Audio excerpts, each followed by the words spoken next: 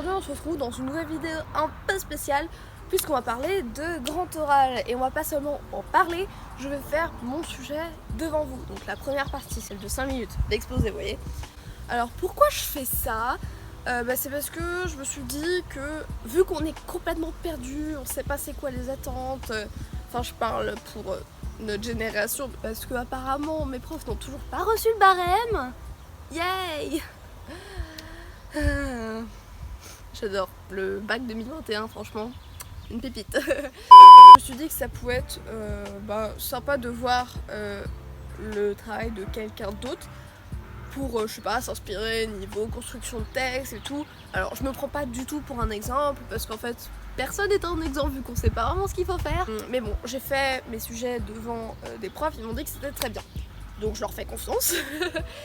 Et puis pour les gens qui ont la chance de ne pas être la génération sacrifiée niveau bac, je vous dis vous pouvez prendre ce sujet là en exemple. Alors vous pouvez prendre la question, mais je pense pas que ce soit une bonne idée pour vous de genre copier-coller l'oral parce que c'est pas personnel et puis franchement sur toutes les séances que les profs vont monopoliser pour faire les recherches, vous allez vous faire sacrément chier honnêtement. Mais bon, le jour des résultats du bac, je mettrai ce que j'ai eu au grand oral donc dans la barre d'infos et quel sujet a été choisi. Puis comme ça on verra si j'ai bien fait mon travail, voilà. D'ailleurs j'ai oublié de vous dire, je fais aussi cette vidéo pour un peu des gains personnels. Déjà pour me voir en vidéo ça peut être très formateur et tout pour voir comment on agit devant une paire d'yeux. Bon là c'est une caméra, mais bon, enfin une caméra, un objectif de téléphone, mais bref. Et aussi si franchement vous avez des questions ou des remarques, n'hésitez pas, honnêtement, lâchez-vous, j'en serais très très reconnaissante, voilà. Je vais faire une vidéo par sujet parce que sinon ça va être trop long. Et puis t'as peut-être des gens qui sont intéressés par un sujet et pas l'autre. Sachant que j'ai fait spécialité physique, chimie et maths. Mon premier sujet, c'est celui que je vais faire dans cette vidéo, c'est un sujet de chimie pure. Et c'est pourquoi faut-il trouver un substitut au polytéréphtalate d'éthylène ou PET. Et mon deuxième sujet, c'est un sujet transversal, donc maths et chimie. Et c'est comment les équations différentielles permettent de modéliser la vitesse d'une réaction chimique et dans quel but. Voilà. Avant ça, n'hésitez pas à vous abonner, à liker, partager, commenter, blablabla. Et aussi, si je vous manque entre deux vidéos, sachant que l'attente peut être assez longue, je sais, n'hésitez pas à aller sur Instagram, je poste assez régulièrement, je crois 3 fois par semaine si j'y arrive. Et puis sur ce, je vous laisse avec la suite de la vidéo. Polytéréphtalate d'éthylène. Peut-être que ce mot ne vous dit rien, mais vous en avez déjà probablement entendu parler sous le doux nom de polyester. Pourtant, c'est un abus de langage car polyester, c'est le nom de la famille dont il fait partie et pas un synonyme.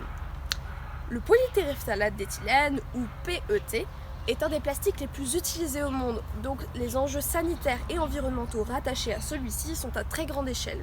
J'ai donc trouvé que c'était une matière intéressante à étudier. Dans cet oral, je vais répondre à la question: pourquoi faut-il trouver un substitut au polytéréphtalate d'éthylène? Donc pour ce faire, dans un premier temps, je vais vous parler des propriétés ainsi que des utilisations du PET, et dans un second temps, je vous exposerai ses impacts sur la santé et sur l'environnement. Donc le PET, c'est quoi? Ses utilisations principales, même s'il y en a beaucoup d'autres, sont dans les bouteilles recyclables, dans les emballages plastiques de toutes sortes et aussi dans les fibres textiles, puisque 70% des fibres synthétiques contenues dans les vêtements sont du PET, dont vous en portez très probablement sur vous. Donc ces utilisations importantes ne sont pas sans raison, puisque le PET a de nombreuses propriétés. Donc déjà il est très solide, il peut être très transparent, il a une bonne résistance chimique globale, il n'absorbe pas l'eau et il est très polyvalent. Pour ce qui est de sa composition chimique intrinsèque, donc il a deux groupes esters, c'est un polymère. Donc un polymère, si vous voulez, c'est une grosse molécule faite de l'assemblage en chaîne de plein de petites molécules appelées monomères, donc comme un motif. C'est aussi une molécule cyclique avec des insaturations. Donc pour fabriquer du PET, on fait une estérification puis une polycondensation de l'acide téréphthalique et de l'éthylène glycol. Donc pas de panique, je vais vous expliquer tout ça.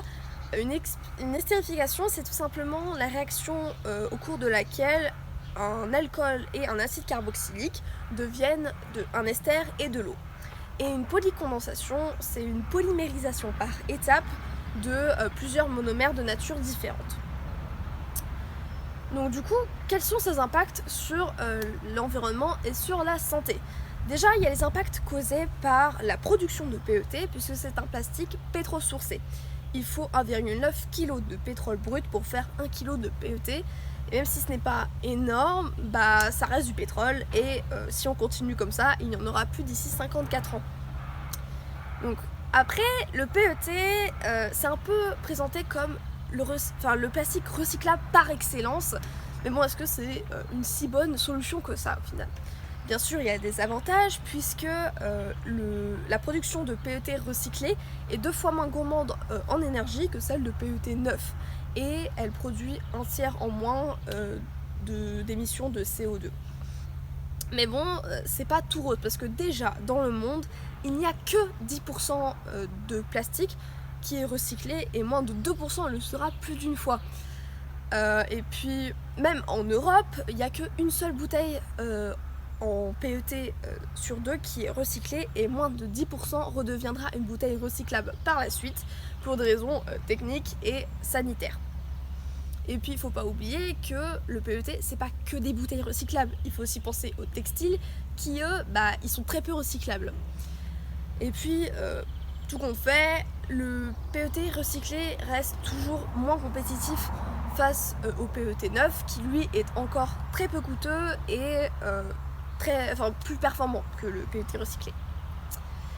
Et puis en plus des impacts sur l'environnement, il y a aussi des impacts sur la santé. Donc les produits alimentaires contenus dans du PET peuvent être contaminés par des perturbateurs endocriniens de type phtalate ou antimoine. Et puis les microparticules de PET sont rejetées dans les océans, qui finissent dans les poissons et qu'on mange ensuite. Et puis les nanoparticules, c'est pire que ça puisqu'elles s'accumulent dans nos organes et peuvent altérer leur fonctionnement. Ouais.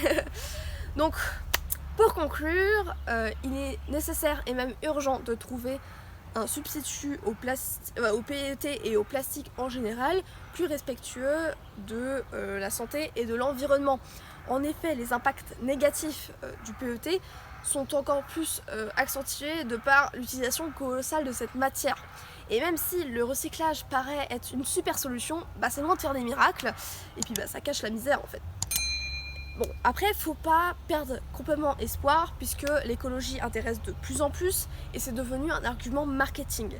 Et puis, nous, à notre échelle, on peut remplacer certaines utilisations du PET, par exemple en plaçant au zéro déchet ou en achetant des vêtements plus éco-responsables et plus éthiques.